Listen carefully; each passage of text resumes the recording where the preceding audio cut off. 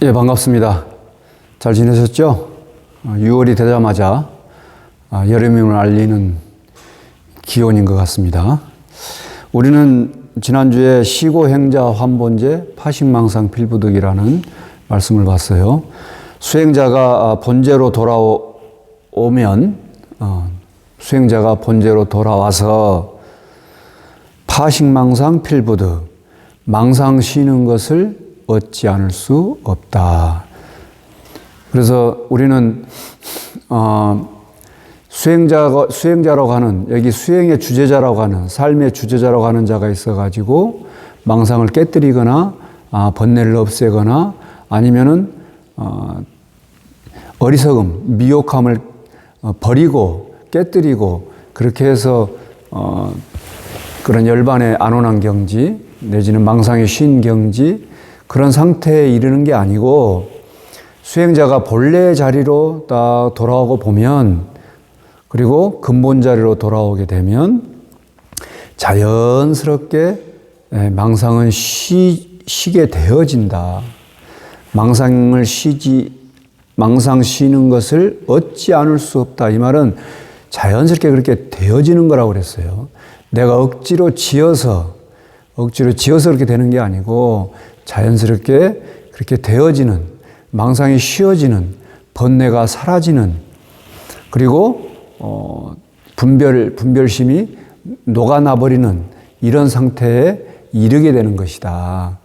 억지로 지어서 조작해서 수행자가, 삶의 주제자가 이 수행을 하는 주체로서 있어가지고 그걸 조작해서 없애거나 허물어뜨리거나 지워내는 이런 과정이 아닌 것이다. 왜 그러냐면 본래 그 자리는 망상이니 중생들의 정식이니 분별이니 또 통합된 것이니 번뇌니 볼이니 이런 것들이 본래 있던 자리가 아니었던 거예요. 그래서 근본을 딱 와서 그 근본 자리에 처하고 나왔고 봤더니 이런 것이 본래 없던 것이었구나. 지금 현재 끊임없이 일어나도 일어난 것이 아니었던 것이구나 라는 것을 비로소 보게 되는 것이죠. 오늘은 그렇게 망상을 쉬지 않으려야 쉬지 않을 수 없는 그런 경지에 이르고 나서 이제 무연성교 창녀의 기가수분 득자량 이 부분을 볼 차례예요. 가만히 근본 자리에서 관조해 봤더니 망상을 쉬지 않으려야 쉬지 않을 수가 없어. 왜? 거기에는 본래 수행의 주제자라고 할 만한 게 없었기 때문에, 삶의 주제자라고 할 만한 게 없었기 때문에 여기에 설령 번뇌에 시달린다 해도 번뇌에 시달린 자가 없고 시달리게 했던 번뇌도 없고 망상을 일으킨 자도 없고 일으켰던 망상도 없었고 여기에 깨달음을 이룬 자도 없고 이룬 바 깨달음도 없고 이런 상태를 얻지 않을 수 없는 자연스럽게 그렇게 되어지는 단계에 이르게 돼. 비로소 이제 무연성교란 말이 무슨 말이냐. 인연을 짓지 않는, 인연 없는 그런 좋은 방편을 가지고 여의주를 딱 들고 있어요.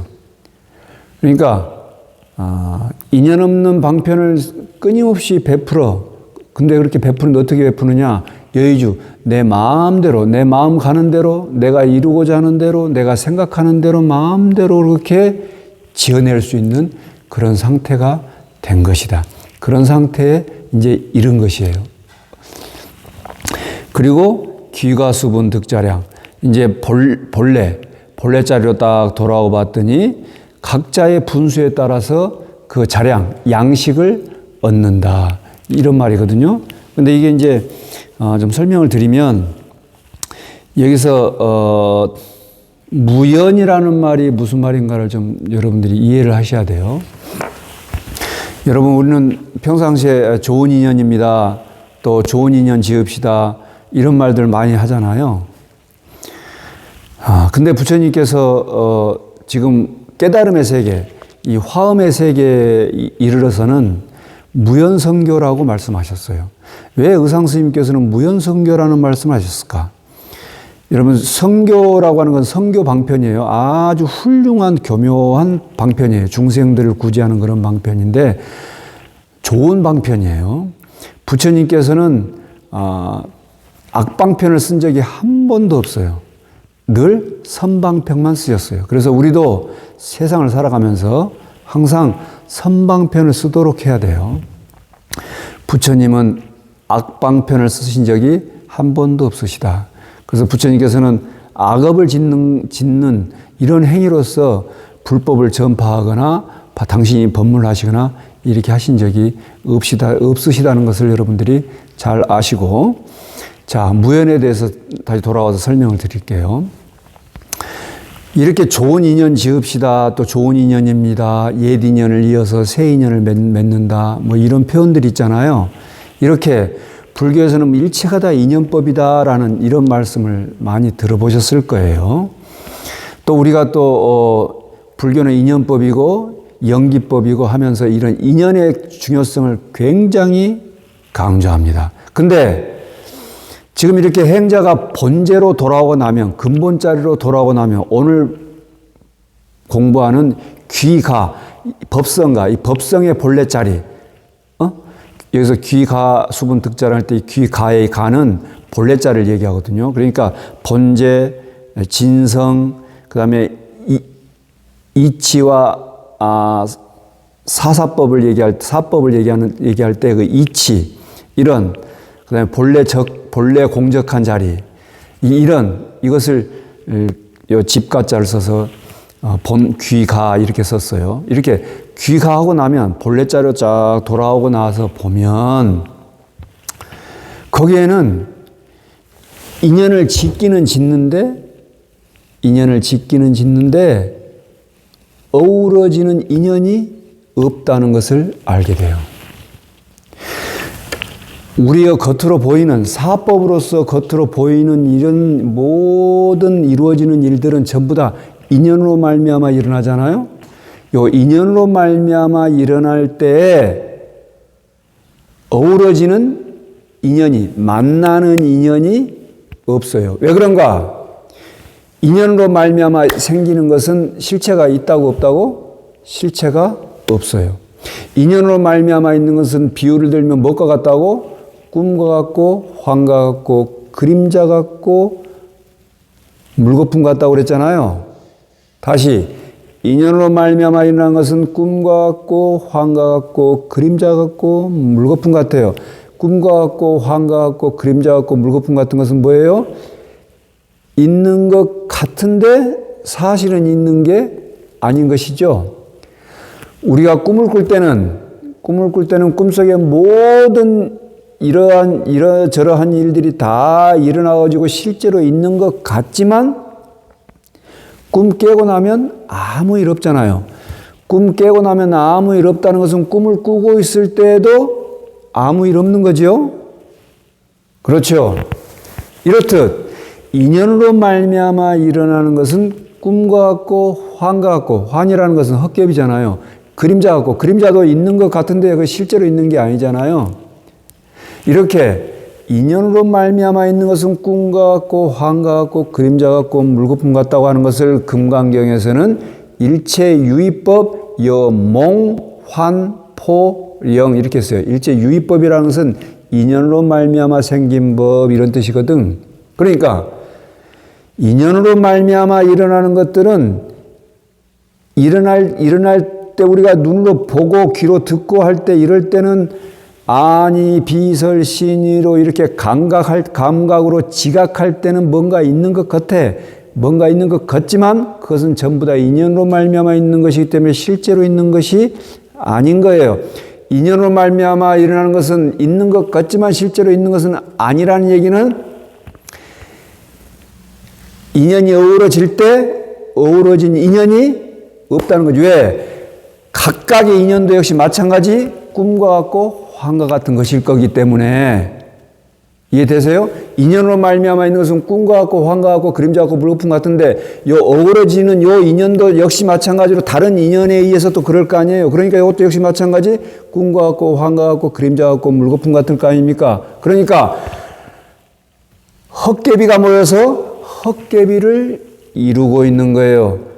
그래서 인연이 어우러질 때 인연이 어우러질 때에 어우러진 인연을 찾을 수가 없구나. 인연이 생성될 때 생성되긴 된 것처럼 보이지만 사실은 생성된 것이 없구나. 생성된 것이 없으니까 머무는 것이 없고 머무는 것이 없으니까 사라지는 일도 없구나. 이해되세요? 그래서 근본 자리에서 가만히 들어앉아서 관조해 보았더니 인연이 유연할 때에도 인연이 있을 때에도 그대로 인연이 있는 그대로가 곧 무연이더라. 이 말이에요. 본제, 진성, 이치, 본래 적한 자리, 법성, 원흉, 무이성할 때 법성 이런 자리에 딱 처해서 봤더니 인연이 어우러질 때에 그 인연이 있는 것처럼 보이는데 사실은 인연이 있는 것이 아니에요. 이게 무연이에요. 여러분 뭐 포털 같은 데 보면 또 잘못된 책들에 보면 공부 꼭 안 한 사람들이 뭐라고 해석을 해놓냐면 인연 없는 중생들까지도 다 구제해 주는 이런 자비로운 법이다라고 이렇게 표현하는데 이건 전혀 공부를 안 한 사람들의 아주 천박한 수준이에요. 화엄경은 부처님의 깨달음의 세계를 펼쳐놓은 거예요. 이 깨달음의 세계가 워낙 장광설이고 대방광이기 때문에 너무 넓고 광활하기 때문에 길을 잃을까 싶어서 이것을 압축적으로 쫙 엑기스만 뽑아서 설해놓은 것이 바로 이 법성계예요. 화엄경을 보고 싶다면, 깨달음의 세계를 보고 싶다면 여러분 깨달음의 세계를 보고 싶다면 화엄경을 보세요. 근데 화엄경을 보기가 어려우면 법성계를 보세요. 법성계를 보기 어렵다면 저의 유튜브를 듣고 공부하세요. 그렇게 하면 여러분들이 깨달음의 세계를 맛볼 수 있어요. 그렇게 해서 길을 잃지 않고 여러분 화엄경을 볼 수 있고 깨달음의 세계를 볼 수 있어요. 다시 돌아와서 무연. 본래 인연이 어우러질 때 어우러진 인연이라고 할 만한 것은 찾을 수가 없다. 그래서 유연 즉 무연이에요. 인연이 어우러질 때 어우러진 인연을 찾을 수가 없어요. 끊임없이 바다에 천파만파의 모든 물결들이 이렇다 사라졌다 하는데 이 물결들은 잠시 있는 것처럼 보일 뿐이지 실제로 그런 실체가 있는 그런 물결들이 아닌 거잖아요. 바다 그 자체는 변화변천하는 일이 없잖아요. 변화변천하는 일이 없다 이 말은 인연 따라 일어난 것은 잠시 그렇게 보일 뿐이지 실제로 그런 것이 없다 이 말이잖아요. 그게 해인산매예요. 그러니까 바다에 처해서 보면 물결은 그냥 꿈처럼 환처럼 물거품처럼 정말 물거품처럼 그렇게 그림자처럼 생겼다 사라지는 것에 불과한 것이다. 바다에 처해서 보면 이게 해인산매예요. 이게 해인의 그 바다고 시고행자 환본제할 때 본제고 오늘 보는 귀가하는 그 귀가자리예요. 우리의 본래집이에요. 우리 고향집이에요. 이 고향집은 나의 살던 고향은 꽃피는 산골 울긋불긋 꽃대골이었잖아요. 뭐예요? 화엄 세계로 장엄되어 있는 정말 아름답게 장엄되어 있는 그런 집인 거예요. 어디가? 우리의 본래 자리가 우리의 근본 자리가 소위 말하는 깨달음이라고 하는 그 자리가 깨달음의 세계라고 하는 게 우리의 그런 자리인 거예요. 그런데 여기는 끊임없이 인연 따라 뭔가 일어나는 것 같지만 일어났을 때에도 일어난 적이 없고 사라졌을 때도 사라진 적이 없는 거예요. 그렇게 해서 그렇게 무연해 중생들을 구제하는 끊임없는 그런 행위를 중생 구제에 끊임없는 원력을 행하는데 행한 적이 없어. 왜 행한 적이 없는가? 안으로 행하는 자가 없고 바깥으로 행할 대상이 없고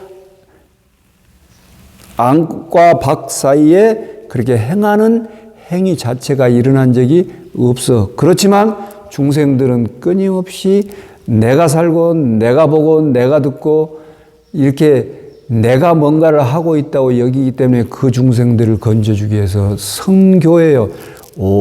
아주 훌륭한 오묘한 교묘한 훌륭한 방편을 베풀어. 어떻게 베푸느냐? 창여예요.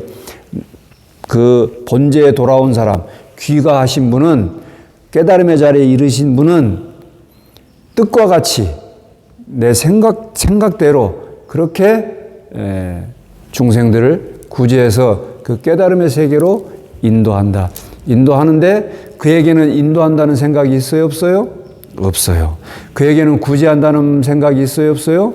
없어요. 그래서 그는 업을 짓지 않아요. 업을 짓지 않기 때문에 과보 또한 받지 않아요. 그럼 어떻게 하는 것이냐? 원력으로 싸는 거예요. 원력으로 어떻게 해요? 꿈처럼, 환처럼, 그림자처럼 그렇게 하는 거예요. 이게 무연성교 창녀예요. 생각나는 대로, 마음 일으키는 대로 중생의 뜻에 따라서 다 자유자재하게 건져줘요. 그렇지만 인연을 짓지 않아. 업을 짓지 않아. 그래서 인연을 짓지 않고 업을 짓지 않기 때문에 과보도 받지 않아요. 이게 원력행이에요. 큰 대원력행이에요. 근데 우리들은 어떻습니까? 여러분, 조그만 내가 보시를 해도 내가 보시했다는 티를 내고, 내가 무슨 조그만 선행을 했어도 선행했다는 티를 내고, 그렇잖아요. 내가 이렇게 했는데 나 대접 안 해주나, 이런 생각하는 거 아닙니까? 또 우리가 보수 받잖아요. 보수. 어떤 일을 하는 거에 대한 보수를 받잖아요. 그 보수가 뭐예요? 과보할 때 보예요. 우리가 어떤 업을 지으면 업을 짓는 거에 대한 보수를 받아요. 근데 불교에서는 업으로부터 벗어나라고 해탈을 얘기하잖아요. 업보로부터 벗어나는 거예요. 해탈이라는 게 뭡니까? 업보로부터 벗어나는 거예요. 업의 굴레로부터 벗어나는 것. 이게 해탈이에요. 그럼 뭐예요? 내가 업을 짓되 업을 짓는 그 과보를 받지 않아야 되잖아요. 그게 해탈이잖아요. 근데 말은 해탈해야 된다. 말은 과보를 받으면 안 된다. 이렇게 말은 하고 말은 들으면서 마음속에서 끊임없이 원하는 건 뭐예요? 과보를 바래요. 그것도 과보도 나쁜 과보는 저리 가고 좋은 과보를 바래요. 천한 과보는 버리고 아주 높은 과보를 바래요. 그러니까 우리가 끊임없이 윤회하는 거예요. 왜? 과보를 바라니까. 과보를 바라는 그 마음으로 인해서 짓고 받고 짓고 받고 행하고 받고 행하고 받고 하기 때문에 뭐예요? 이게 윤회하는 거예요. 윤회가 다른 게 윤회가 아니에요. 근데 본제에 돌아온 귀가하신 분, 그분은 어떤 자리에 있느냐? 무연의 자리에 있어요. 여러분, 무연의 법을 깨쳐야 됩니다. 무연의 법을 알아야 돼요. 그 본제로 딱 돌아오면, 귀가하게 되면 뭘 보게 돼요? 망상을 쉬지 않을래야 쉬지 않을 수 없어. 무연을 보지 않을래야 무연을 보지 않을 수 없어. 그러니까 더 이상 바랄 것도 없고 구할 것도 없는 거예요. 내 마음 가운데서 바람이 있고 구함이 있다면 아직 무연의 법을 모르는 거예요. 아직 깨달음의 법을 모르는 거예요. 아직 과보 없는 해탈의 자리에 발을 닿지 못하고 있는 거예요. 그래서 여러분 늘 독경하는 반야신경에도 뭐라고 나옵니까? 이무소득고 이렇게 나오죠. 무지역, 무득, 이무소득고. 더 이상 지혜도 없고 얻음도 없어. 그래서 얻을 것도 없기 때문에 무연의 법에 처해 있는 거예요. 다시 무연의 법에 처해 있기 때문에 더 이상 바랄 것도 구할 것도 얻을 것도 없는 거예요. 근데 그렇게 없는 가운데 부처님께서 그렇게 이제 더 이상 구할 것도 얻을 것도 바랄 것도 없구나 하고 끝내버렸으면 우리가 불법을 몰랐을 거 아니에요. 근데 부처님께서는 자비심을 발휘해서 드디어 이제 중생들에게 뭘 하시느냐? 수분 다 분수 따라서 자량을 얻어. 득자량이에요. 자량이라는 건 뭐냐? 양식이에요, 양식. 어떤 양식이에요? 수행에 인해 있을 때는, 아직 깨달음 얻지 못하는 수행에 인해 있을 때는 깨달음으로 가는 양식이 될 건데, 이제 본가에 돌아와서, 본래 자리에 돌아와서, 본제에 돌아와서, 그 법성의 본래 자리에 돌아와서 보면 중생을 구제하는 그런 양식이 되는 거예요. 배고픈 사람에게는 밥을 줘야 되고, 추운 사람에게는 옷을 줘야 되고, 그렇잖아요. 목마른 사람에게는 물을 줘야 되잖아요. 이렇게 중생들이 원하는 거에 따라서 다 베풀어 줘야 되기 때문에 각각의 득자량, 각자의 분수에 맞춰서 양식을 얻어. 어떤 양식이에요? 중생을 구제하는 원력의 양식이에요.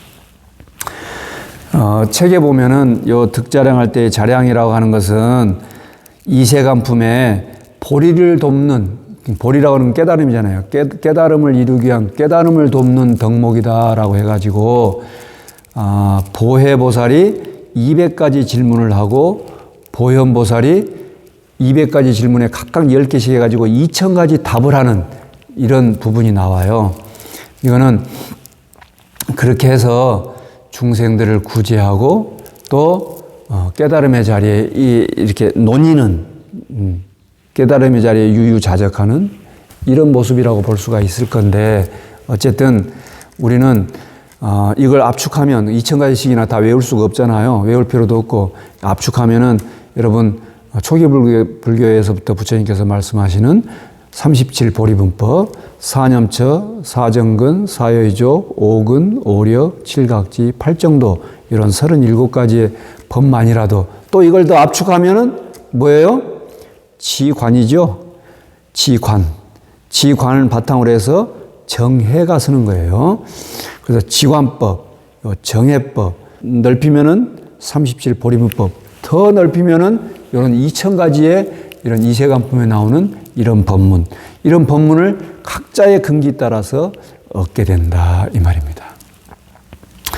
요약하면 이제 우리들이 모두 다 그 근본 자리, 본래 자리, 여기 오늘 보신 표현대로 하시면 귀가 우리 본래 집으로 돌아와서, 본래 집으로 돌아오고, 본제로 돌아오고, 그리고 진성,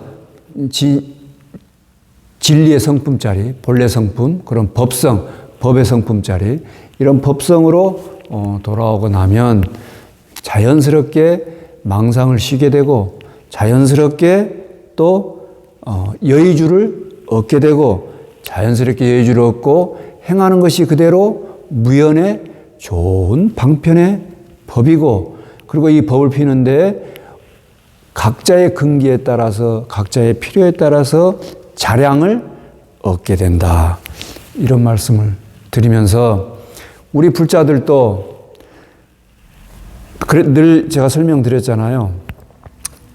중생을 버리고 부처가 되는 게 아니고, 번뇌를 버리고 보리를 얻는 게 아니고, 미혹함을 버리고 보리를 얻는 게 아니고, 범부를 버리고 성인을 얻는 게 아니고, 지금 우리가 있는 이 자리가 본래 근본 자리이고, 부처님과 똑같은 법성의 자리이고, 진리의 자리이고, 이걸 달리 비유를 들면은 바다 그 자체이고, 허공 그 자체라고 하는, 우리가 지금 허공 가운데 있는 허공꽃들인 거예요.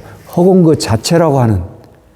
그래서 우리 마음 가운데서 끊임없이 어떤 분별이 일어나거나 망상이 일어나거나 업보를 바라는 구함이나 원함이나 바람이 일어날 때, 내가 지금 여전히 이런 망상 가운데 망상이 지금 일어나고 있거나 하는 걸 빨리 알아차리고 근본 자리로 돌아와서 근본 자리에서 가만히 관조해보고 여러분들이 안온한 그런 자리를 맛보시기를 바라겠습니다. 여러분의 일상이 늘 평안하고 안온하기를 축원드립니다.